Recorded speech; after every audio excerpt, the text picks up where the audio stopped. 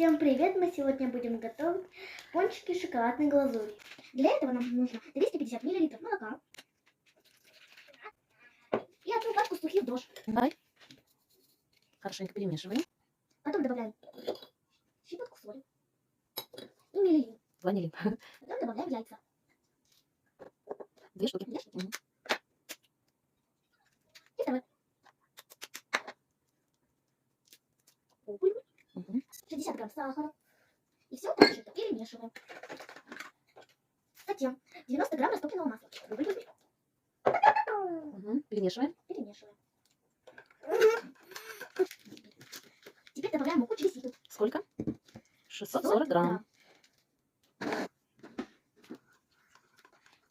Перемешиваем.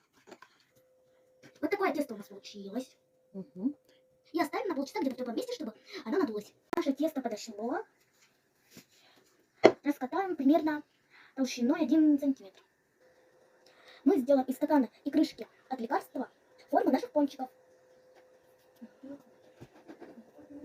Вот из этого кружка делаем внутри еще один кружочек. На среднем огне жарим пончики. Вот и готовы наши пончики. Осталось только добавить шоколадную глазурь. Приятного аппетита!